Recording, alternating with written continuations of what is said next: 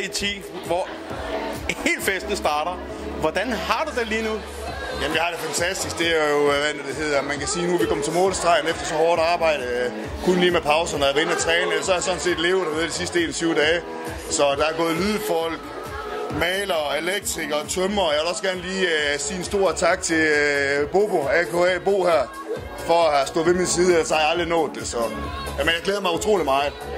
Jeg ved, du har lavet rigtig mange events. Jeg har jo selv været med på sidelinjen på rigtig mange events. Vi har lavet rigtig mange events sammen.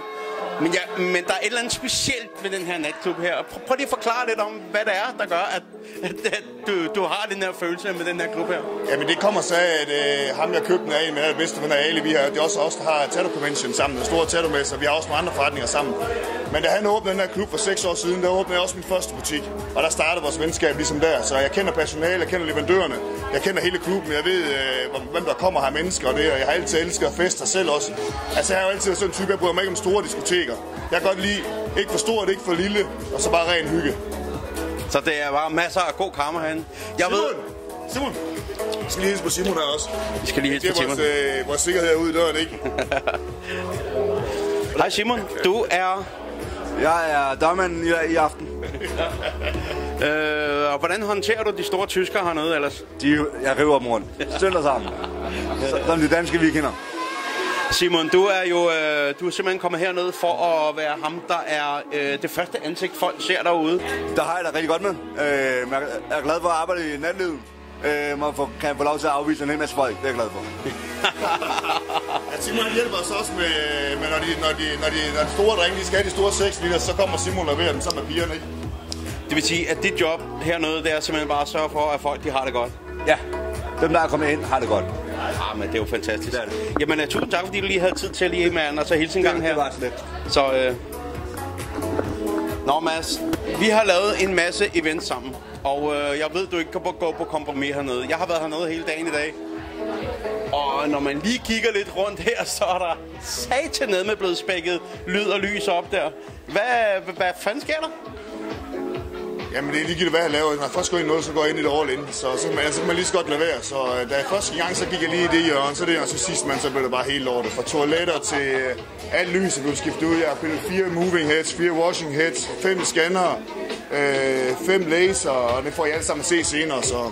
Og så er der altså heller ikke sparet på lyden. Du gav os lige med en lydprøve. Jeg har stadig sådan lidt i ørerne efter lydprøven der. Ja, det spiller godt. Det gør det. Så. Nå Mads, jeg glæder mig til at så hygge lidt senere der. Ja, lige måde med det, far. Ja.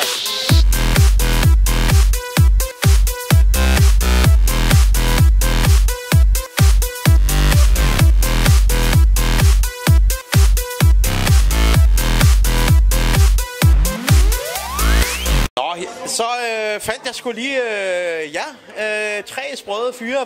Hvem er I? Jeg er Kasper. Ja. Jeg er Christian. Okay. Og hvor er I fra? Yes. My Ink Date. My Ink Date? Mm. Det er, hvad er det for noget? Jamen det er du kender Tinder. Det ved jeg. Jeg har set dig på Tinder, ja. Det er ligesom Tinder, så blandet med Instagram og Facebook, og så kun for folk med tatoveringer. Så kun fede mennesker, kun seje mennesker. Det lyder eddermame spændende, og det er også noget med, at Mads også er inde over den der. Det er rigtigt, ja. Mads han er meget med ind over den. Ja. Hvad laver I My Ink Date? Jamen, normalt så er det programmering. Sidder og slår på taster. Du er nørden? Yes. Og hvad med dig? Så I to er som folkene bag det, er jer, der sidder og laver det, som vi andre skal så se på? Lige præcis. Ja. Og så scorer han alle fjæsen? Nej. Jeg er afholden. Siden jeg har været med i Munkebo Kloster, så har jeg ikke snakket med kvinder. Yes. Så fandt vi en her. Hvem er du? Jeg hedder Milla. Hej Milla. Og du ser godt ud i dag. Tak. Hvad er grunden til, at du har pyntet dig sådan op? Det skal vi ikke nøje. Okay, jeg finder et andet offer. Så, fandt jeg lige de her 2 flotte mennesker. Og hvem er I? Vi er Mads' forældre. Er det rigtigt? Er du mor eller far? Ja, faren, tror jeg nok. Og jeg er så moren, ja. Det er fantastisk. I er simpelthen kommet med hernede for at være med til at fejre jeres kære søn. åbning af den her fest. Selvfølgelig. Ja, og I har allerede fået et par schusser. Ja, der var vi heldige. Hvor lang tid tror I bliver her og så fester? Jamen selvfølgelig lige til den nordlige morgen, ikke? Det er sådan en rigtig jyde, du ved. Det kører bare. Mor, er du stolt af din søn? Jamen, det har jeg altid været, jo. Jo, han har gjort godt, det har han. Ja. Hvad siger farmand? Selvfølgelig. Så han har gjort det godt? Ja, og der ser hammer godt ud her. Det må man sige. Ja. Det må man sige. Og det gør han for øvrigt også. I guldhabit og hele lortet. Ja, han ligner moren, må vi sige. Ja, jeg vil sige, alt det smukke, det er for moren, eller hvad? Ja, det må vi sige. Ikke? Nå, men det er fandme... Jeg synes, det er stærkt, at I kommer ned og fester med alle de unge der. Men jeg har også hørt, at I er stadig nogle af de unge, er ikke det? Spørg moren. Hun er stadig inde i unge. Jamen, tusind tak, fordi I lige havde 2 sekunder her. Selv tak. Skål. Og god aften. Jo, tak. Jeg hedder Jill. Hej, Jill. Jamen, jeg kender dig jo godt, jo. Hvordan kan det være, at du er hernede? Jeg skal være kameradame i dag for Loud & Proud. Så der bliver lavet kamera. Nu, det ved jeg jo så, at du bruger rigtig meget tid på, det er faktisk dig, der laver rigtig mange af deres flotte videoer. Det gør jeg. Så du er kommet sådan lidt i forvejen? Ja, jeg venter på, at de andre de går op til en fed fest. Så du er first Loud & Proud on the place? Og det er bare. Det er godt. Tak fordi du havde tid. Selv tak. Ja, Michael. Vox. Og hvor kender I Mads fra? Jamen, vi kender ham ikke, men vi har bare set det på Facebook, og vi synes, det var godt fedt og glade, så synes bare, vi støtter op på det nu. Nej, hvor fedt. Det vil sige, at I simpelthen bare tjekker det ud på Facebook, og så tropper I op og noget på hans fest? Ja, det er satans med fantastisk. Hvad forventer I i aften så? Jeg forventer, at vi får noget VIP. Ja, ligger damer, ikke? Og så noget VIP, ikke? Kommer langvejsfra, så skal vi have nogle flasker, ikke? Nå, men der er store forventninger til aften. Yeah! Nå, jamen, tak fordi I lige havde 2 sekunder. Tak skal I have. Jamen, jeg er John Thomsen. Jeg har FG Fight Night sammen med Mads, og har kendt Mads i, jeg ved sgu ikke, hvor mange år efterhånden, 5-6 år eller sådan. Ja. Ja. Nå, du bor også i Flensborg. Ja. Hvorfor er du kommet her i aften? Jamen, jeg er selvfølgelig kommet ned for åbningen til Mads' nye lokaler her, og hans fine diskotek. Så vi er kommet her igennem nogle år, så det er fedt at se, hvad han alt har fået lavet hernede. Jeg forventer en god fest og en masse gæster, der hygger sig og har det godt, og ro og fred. Og... Tror du får brug for dine kompetencer hernede i aften? Ja, men det er mere mine gode kompetencer. Ja, det er at være hyggelig og venskabelig og snaksomlig og være god ved mine gæster. Der er noget med, at du også er træningsmarker sammen med Mads. Ja, jeg har været hans sparringspartner tidligere. Men det er jo fantastisk. Det er jo, prøv at høre, det er jo ren kærlighed, der er hernede. Ja. Jamen, hvad der, vi er glade for vores sport, og vi er glade for at være i den her by. Og... Det er jo fantastisk. Men det er lige før, jeg klipper en tår. Jeg hedder Leila og Samantha. Leila og Samantha. Det hedder man hyggeligt. Hvor er I fra? Jeg er fra Herning. Ja, hvilken firma måske? My Ink Date. My Ink Date? Yes. Nå, det står også lige der på... Og der er en mere der. Der er 3. Nej, så der er 3 tøser for My Ink Date i en. Det er længe siden, jeg har haft sådan en hyggelig stund med 3 tøser. Hvad forventer I i aften? Folk kender til kendskab til vores speciale. Og hvad er det? Tatoveringer og My Ink Date. Nå, så er I hernede for at sprede budskabet? Ja. Det var hyggeligt. Skal I også op og danse på bordene? Selvfølgelig skal vi det. Der kommer gang i det. Hvad med dig? Ja. Det er faktisk mig, der er strimmeren. Det jeg glæder mig til. Jeg har hørt, at du skal lave ormen senere. Ja, det er slet ingen tvivl om. En ting, vi kan konstatere, det er, at My Ink Date-pigerne er ikke kedelige. Guten Abend. Do you know Mads? Yes, we know Mads. Okay. From sessions. Okay. So you come here to party? Yeah, of course. A friend from us, Lars, has birthday, and he knows much, and he said, yeah, okay. Today is a very good, yes. A little bit. How about you? Do you know Mads? Do you know Mads Christensen?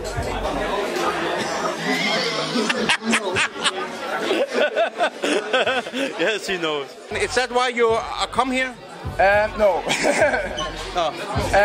Birthday from a friend. Okay. And so we are here. Okay, cool. Okay. Jamen, thank you for talking to me. And thank you for not talking to me.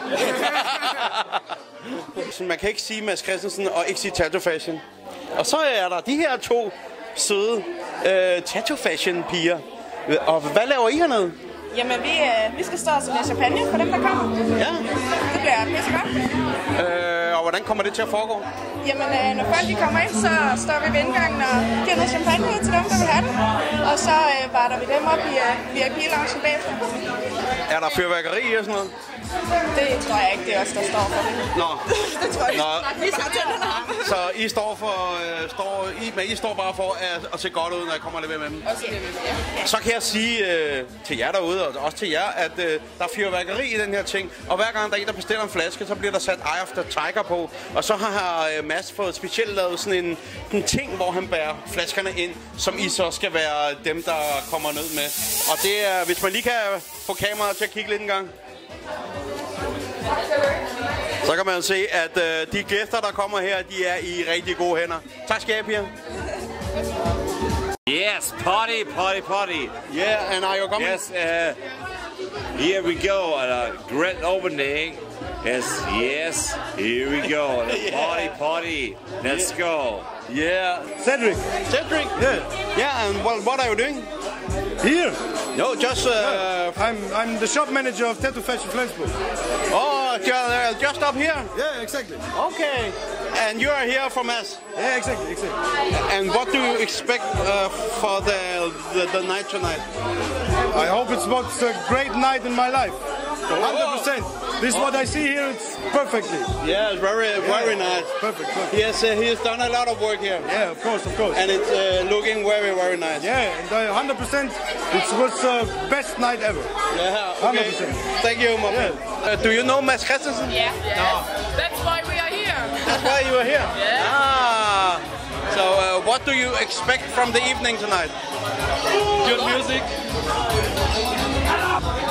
Fun. Good music.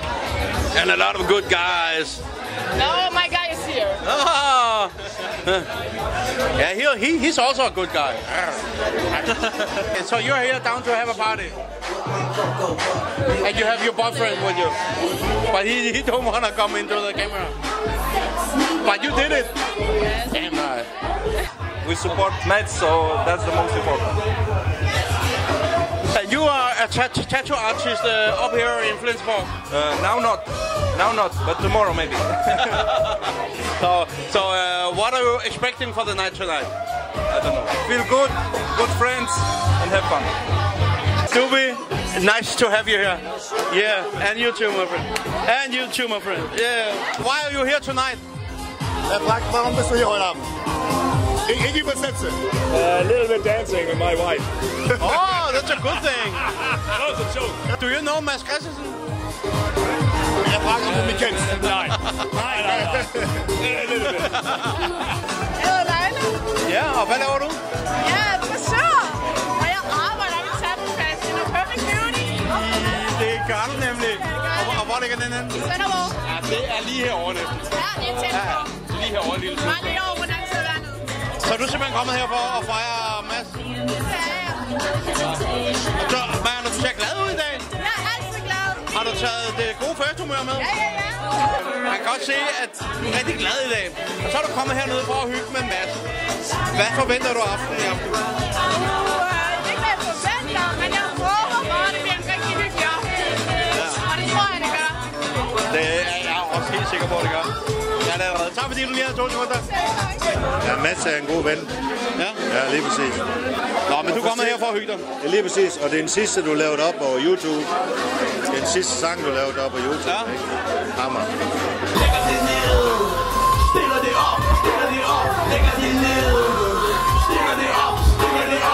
Tak skal du have, min ven. Og del den bare. I skal bare dele den. Men for helvede. Tak skal du have, min ven. Tak skal du have.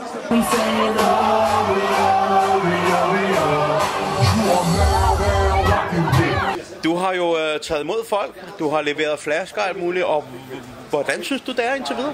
Indtil videre har det været en god aften, der er mange mennesker derinde, der er meget proppet. Det tegner til at blive en god aften. Men det er fantastisk. Jeg har set, du kommer slævende med flaskerne med fyrværkeri hver eneste gang. Ja. Hver gang der bliver sådan en flaske, så går jeg ind med den til bordet. Og så har jeg været inde og rende efter mig. Ja, det er ikke fedt at have en masse tøser rende i røven. Det er det. Det er ganske udmærket.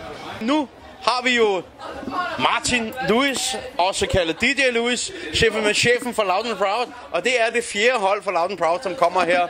Og det er altså Martin, som er The Boss. Du har spillet hernede rigtig mange gange. Du har lavet Danish Explosion. Du har lavet, jeg skal give dig komme efter dig hernede. Men nu har han jo lavet om på dig derinde. Og det har du ikke set endnu. Det har jeg ikke set endnu. Jeg er mega spændt. Jeg står her og tænker, lige om et øjeblik. Så, I har opdaget, der er en dværg, ikke? Det er for fedt. Det er gennemført, det her. For jeg er lige nu til lige. Men jeg glæder mig helt vildt. Jeg er vildt spændt. Jeg skal bare lige 10 meter, så får jeg det endelig at se. Du har 3 DJ's med hernede? Det har jeg. Jeg har Jens, der spiller lige nu. Og så kommer DJ Emil Wigan lige efter. Eller efter mig faktisk. Jeg spiller efter Jens kl. 12, så spiller Emil kl. 4 efter mig. Og så spiller vores helt nye DJ Mike T fra 5 til 6. Men det er sgu da i orden. Det er sgu en hel aften. Jeg kommer også til at smide et par numre der, og det vil jeg helst gøre, når det er, du spiller. Jamen det skal du gøre i tidsrummet midnat til 4, så det giver alligevel lidt for. Ja, okay, men jeg vil helst gøre det så tæt på midnat som overhovedet muligt. Jamen, så kommer du bare til at se, så vælter vi lortet, som vi altid godt arbejder. Yeah, buddy! Jeg skal lige have en krammer her. Og rigtig god aften, mand. Også til dig for helvede. Du har lige krøvet lidt ud af billedet. Ja. Det må du sgu da ikke stå og snige dig uden af billedet. Nej, men jeg lød lige ham komme til jo. Ja, ham, det er jo så... Min kæreste. Og er I kærester? Og det vidste jeg ikke engang. Nej. Så jamen det er hyggeligt. Ja. Ej, hvor hyggeligt. Det er dejligt. Jeg glæder mig til at komme her. Jeg glæder mig til at se det. Har du været før? Jeg har været her før, men det er længe siden. Så nu er den blevet pimpet. Så nu... Ja, men det skal du også glæde dig til. Det er virkelig blevet flot. Jeg glæder mig super meget. Ja, men fedt. Ja. Jamen, hæng på Osten for helvede. Ja, tak. Og så film lige de der hatterne. Ja, tak. Det er en kvinde, der styrer kameraet, så ingen patter.